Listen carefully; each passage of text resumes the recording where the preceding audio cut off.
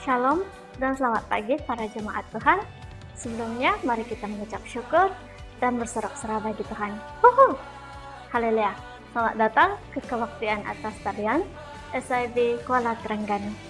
Seperti yang kita sedia maklum, kita masih akan meneruskan ibadah online kita dan diharap para jemaat Tuhan dapat bersabar dan kita sama-sama membawa perkara ini dalam doa supaya karena kita yakin kita semua rindu untuk berkumpul bersama-sama bersekutu kepada Tuhan. Amin.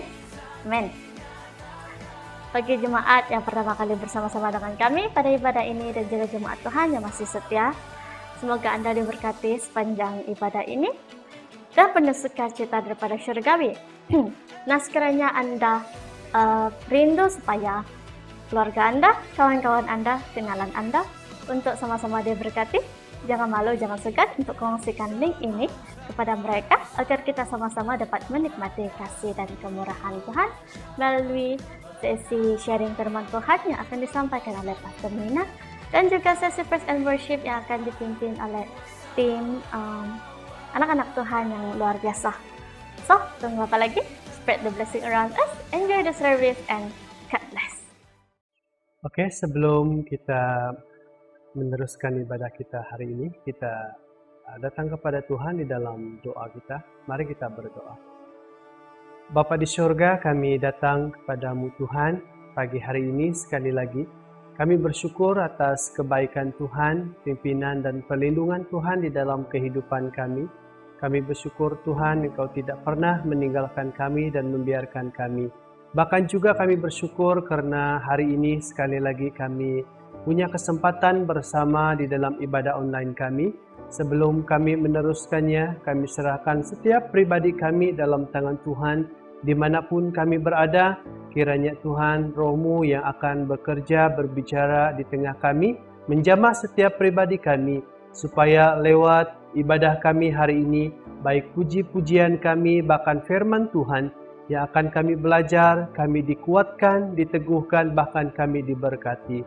Terima kasih Bapa, kami serahkan ibadah kami hari ini dari permulaan sehingga selesainya nama Tuhan yang kami muliakan. Ini doa kami, permohonan dan ucapan syukur kami. Dalam nama Yesus kami sudah berdoa. Amin. Kita naikkan pujian hanya untuk Tuhan kita. Segala puji syukur hanya bagimu Tuhan. Sebab Engkau yang layak disembah.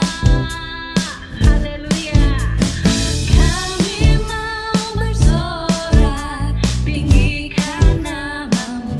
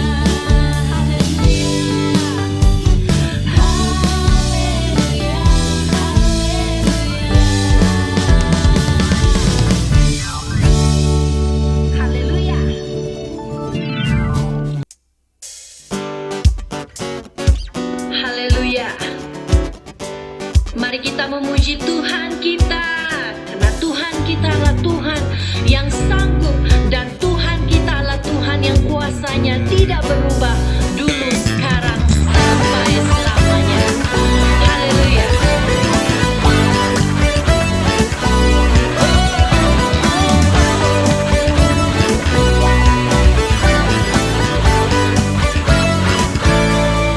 Apa yang tak pernah dilihat mata dan tak pernah didengar telinga,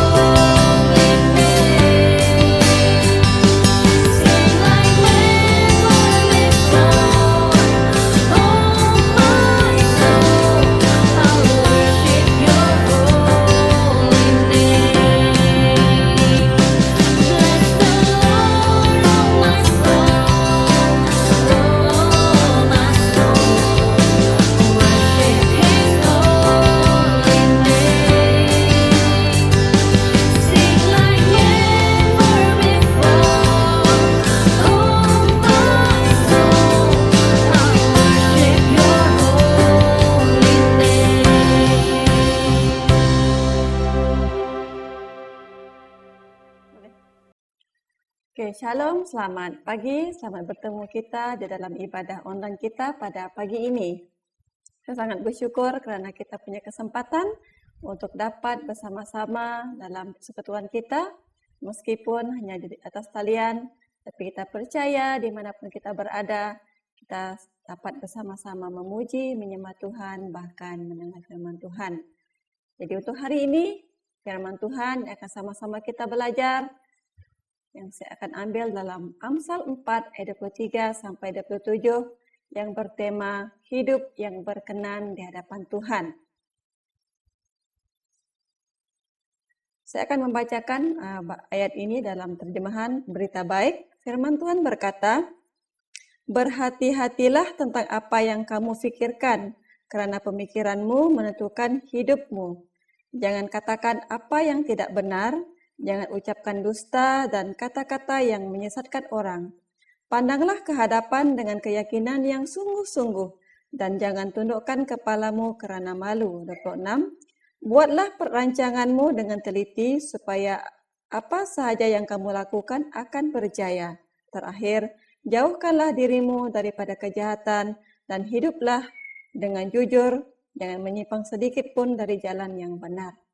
Sebelum meneruskan dengan firman Tuhan ini, kita berdoa. Saya pimpin kita dalam doa.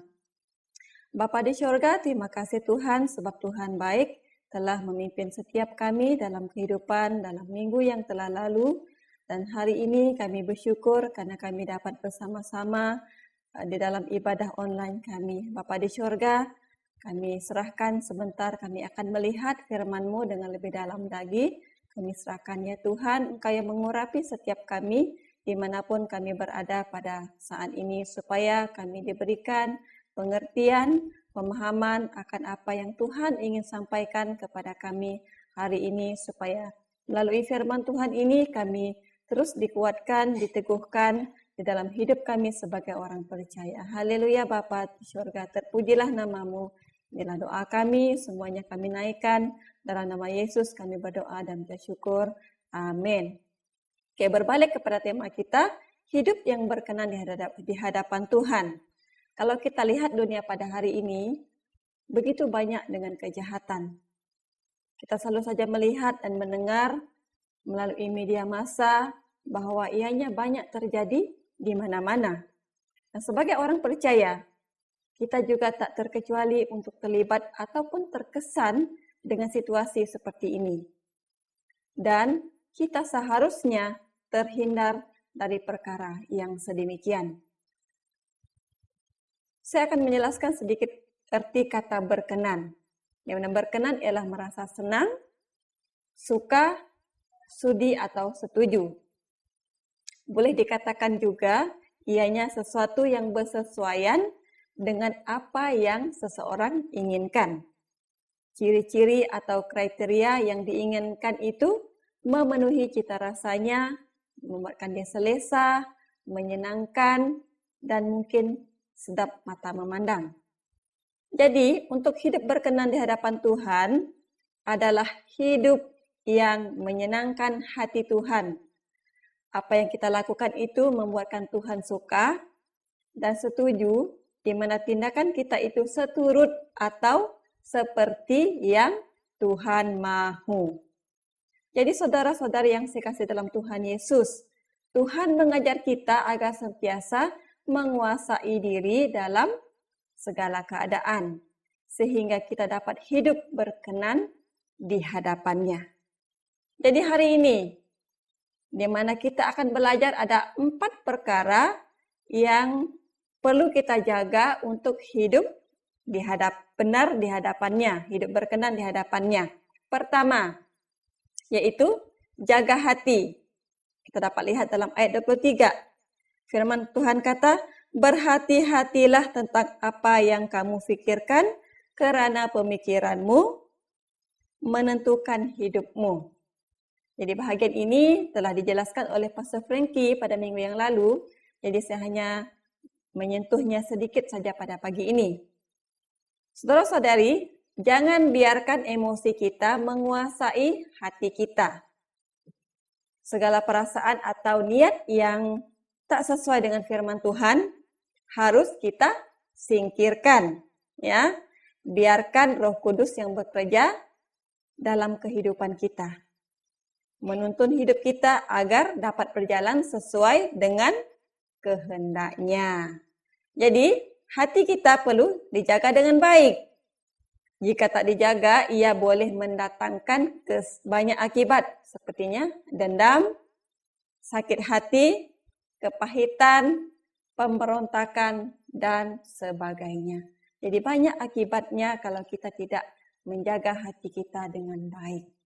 Yang kedua, perkara yang perlu kita jaga untuk hidup berkenan di hadapannya, yang kedua adalah jaga mulut.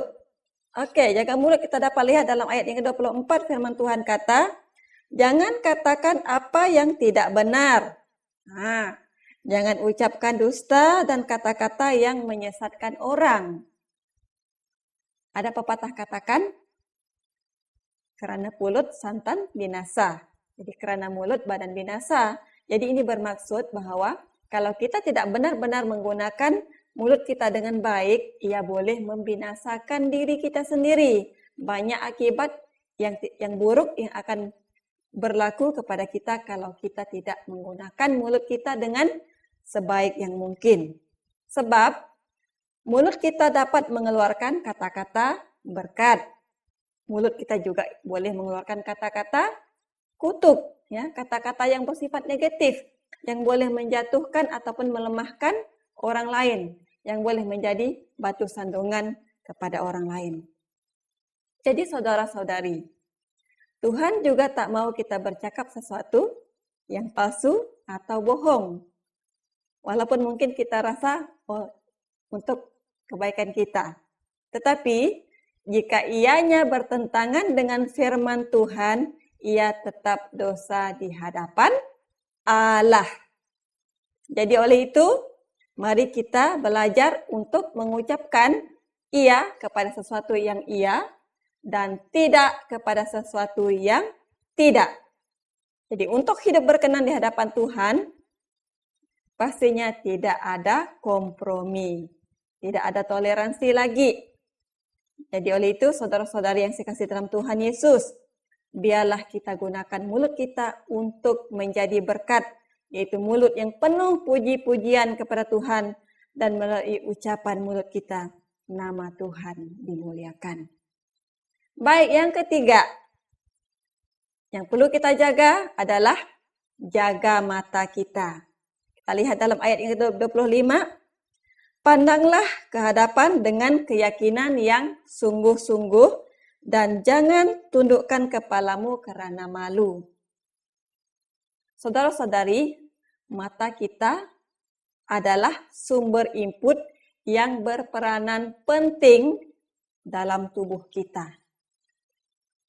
Dengan melihat, maka otak kita dapat memproses apa yang dilihat, kemudian terjadinya tindakan. Jadi, jika baik apa yang kita lihat, maka baik juga tindakan kita. Demikian juga sebaliknya. Input yang negatif akan membawa kita kepada dosa.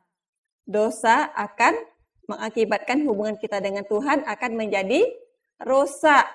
Itu yang akan menimbulkan jurang di antara kita dengan Tuhan. Contoh, saya ambil satu contoh yang membuatkan manusia jatuh ke dalam dosa adalah Hawa. Bagaimana Hawa boleh jatuh ke dalam dosa? Adalah karena matanya.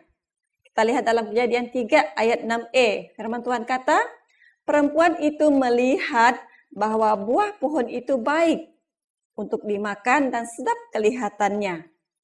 Lagi pula pohon itu menarik hati kerana memberi pengertian. Kalau kita lihat dalam bahagian ayat ini, kita lihat kalimat melihat dan terus pergi kepada menarik. Di mana ianya berpunca daripada penglihatan kita. Penglihatan Hawa terhadap buah yang ada di tengah-tengah Taman Eden. Di mana dia renungkan dan dia lihat buah itu dan dia timbul dalam hatinya. Di mana timbulnya keinginannya untuk dia memetik buah itu lalu memakannya. Kejatuhan Hawa adalah berpunca dari matanya, ya. Di saat itulah si iblis terus mengambil kesempatan. Dia tidak berlengah lagi, dia terus ambil kesempatan terhadap Hawa. Sehingga menimbulkan keinginannya dan diberikannya juga kepada suaminya yang bersama-sama dengannya, yaitu Adam, dan suaminya pun memakannya. Dari ayat ini kita dapat lihat bahwa tindakan yang kita ambil juga boleh melibatkan orang lain. Maksudnya orang lain juga turut berdosa oleh kerana perbuatan kita. Seperti Hawa ini, daripada dia, karena tindakannya memetik buah itu tadi, diberikannya kepada suaminya. Dan sehingga suami juga terlibat sama jatuh di dalam dosa. Hari ini kita lihat apakah dosa yang berpunca dari mata kita jika kita tidak menjaganya. Antaranya adalah melalui bacaan, tontonan, di mana tayangan-tayangan yang tidak sesuai dengan firman Tuhan juga banyak beredar pada masa kini. Apatah lagi sekarang ini semua kita celik IT. Baik yang dewasa, remaja, mungkin anak kecil, semuanya sudah pandai menggunakan kemudahan internet yang ada. Sehingga banyaklah benda-benda yang dapat dilihat, ditonton melalui hanya sekecil smartphone sahaja. Jadi dosa terjadi apabila kemudahan ini disalahgunakan dengan menonton sesuatu yang berunsur ganas ataupun yang bersifat pornografi. Ya, itu sangat serius pada masa kini. Hanya menggunakan hujung jari kita, segala sesuatu dapat terdedah. Segala sesuatu yang negatif ini dapat terlihat. Baik itu anak-anak kita pada masa kini. Ini suatu hal yang sangat serius, sangat mempengaruhi kita sebagai orang percaya. Dan juga apakah dosa daripada mata kita adalah di mana kita melihat penampilan orang lain dan mulai membandingkan diri. Itu juga adalah satu dosa. Melihat aksesori ataupun penampilan yang menjadi keutamaan. Dan juga sikap yang suka menghakimi atau menilai orang lain dari sudut luarannya. Dan juga bersikap kebendaan atau materialistik. Itu juga adalah dosa. Dan semuanya adalah berpunca dari mata yang tak dijaga karena keinginan berasal daripada dunia. Keinginan mata kita berasal daripada dunia.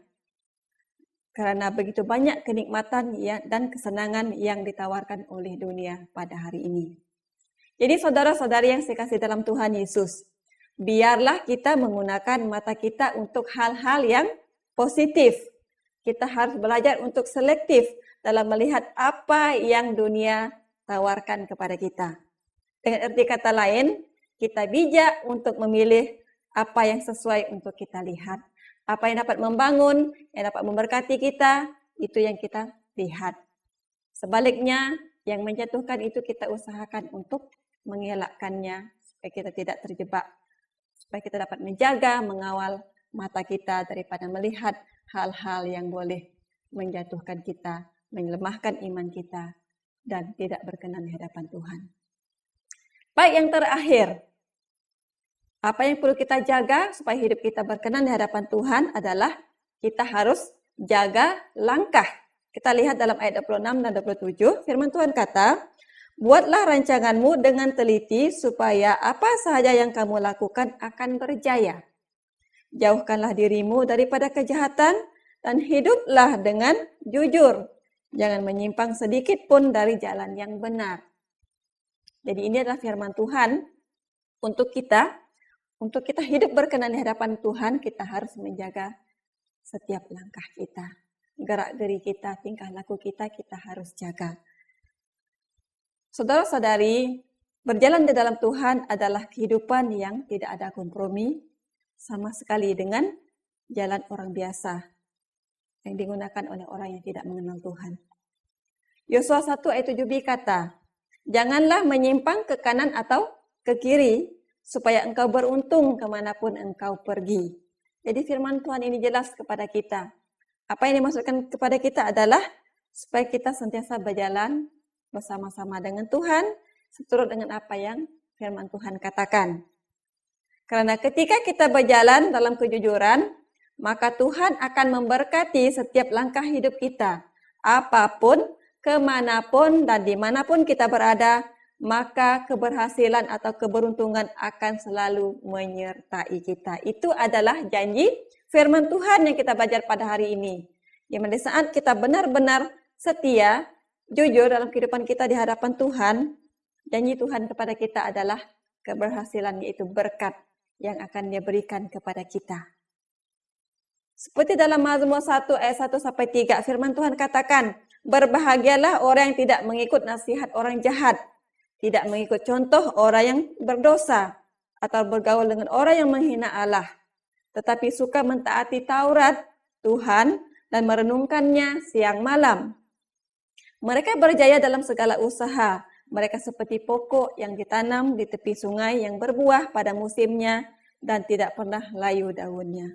Ini adalah firman Tuhan, merupakan satu kekuatan kepada kita sebagai orang percaya. Di saat kita benar-benar hidup berkenan di hadapan Tuhan, inilah janjinya.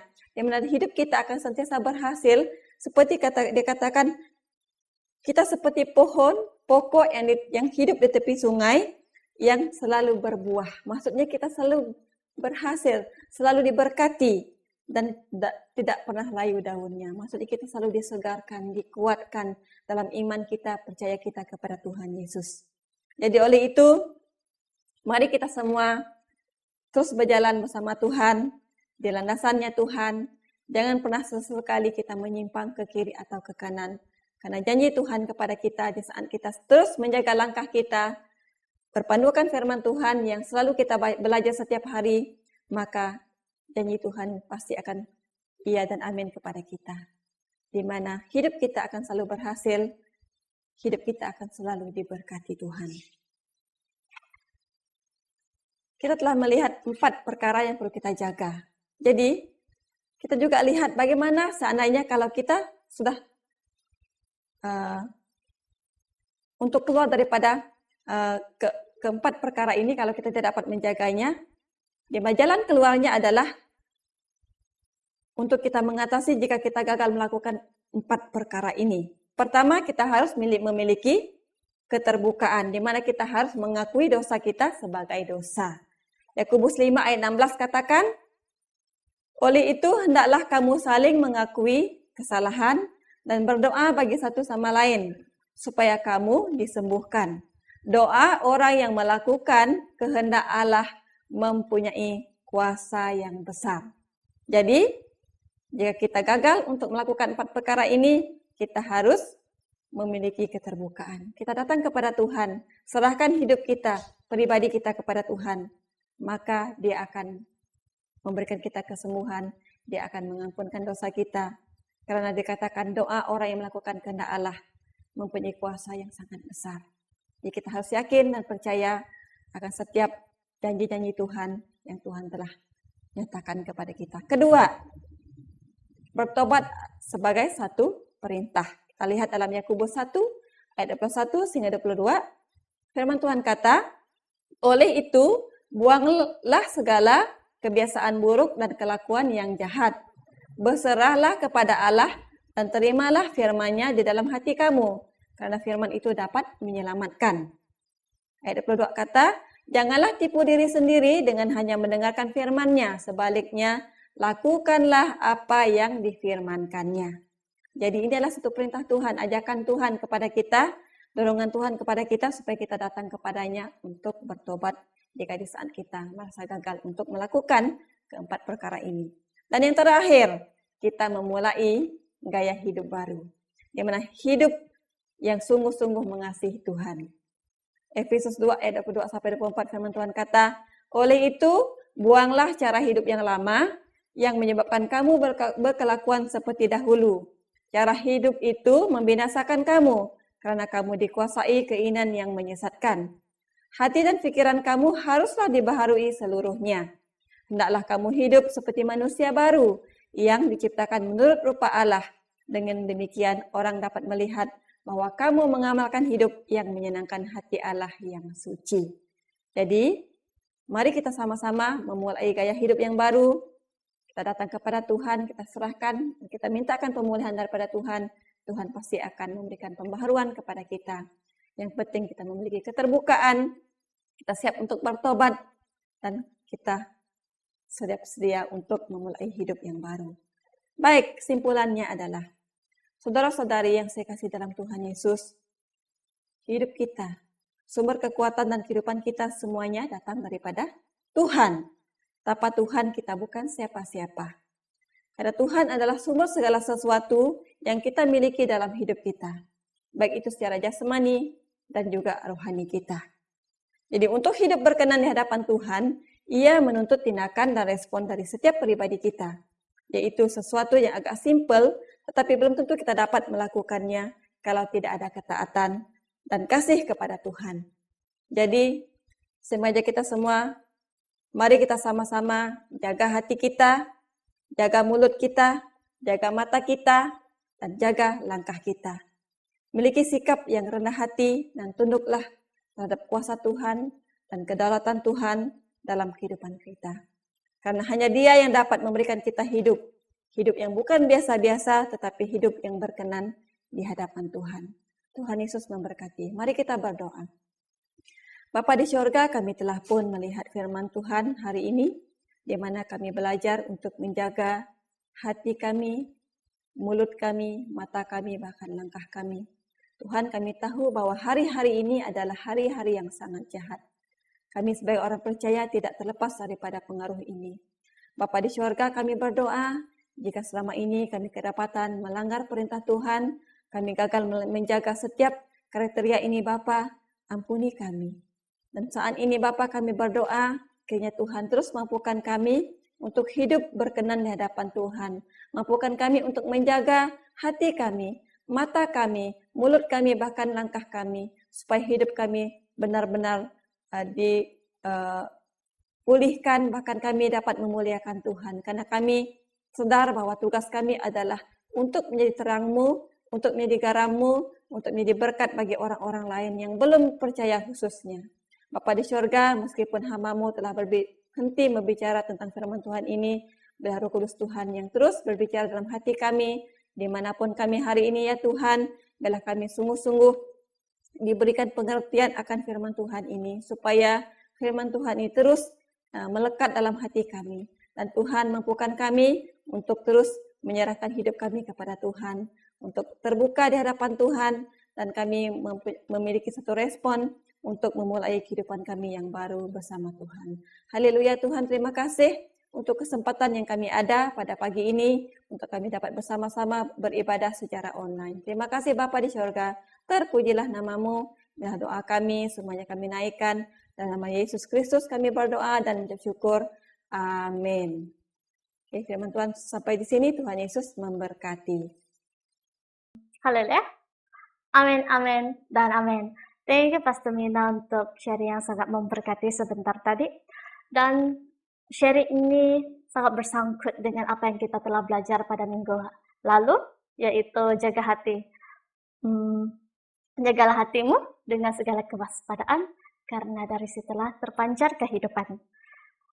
Dan pada minggu ini kita belajar untuk mengaplikasikan apa yang kita dengar dan apa yang kita pelajari, supaya hidup kita lebih berkenan dan memuliakan Tuhan. Dan nampaknya kita sudah hampir tiba di akhir ibadah kita. So mari jemaat Tuhan kita sama-sama menaikkan lagu pujian kita, Majesty. Dan sebelum itu saya ingin memberkati kita dengan sebuah ayat firman Tuhan dari Ulangan 31 ayat 8. Sebab Tuhan, Dia sendiri akan berjalan di depanmu, Dia sendiri akan menyertai engkau, Dia tidak akan membiarkan engkau dan tidak akan meninggalkan engkau. Janganlah takut dan janganlah patah hati. Haleluya. Jumpa lagi pada kebaktian yang akan datang. Tuhan memberkati.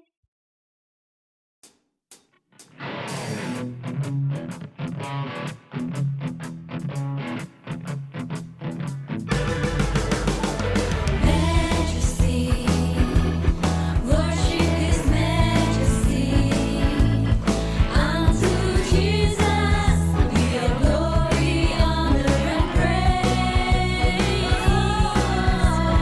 Majesty.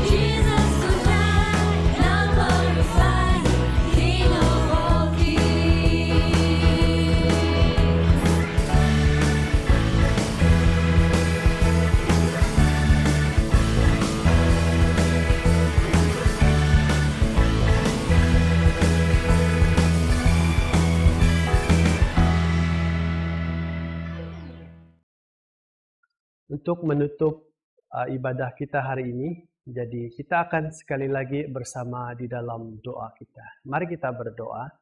Bapa di surga, kami bersyukur karena kekuatan penyertaan Tuhan untuk kami pada hari ini.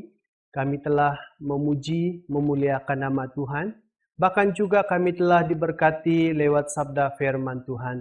Terima kasih Tuhan karena Tuhan yang sangat mengasihi kami, yang telah mengajar kami, menegur kami pada hari ini melalui firman Tuhan.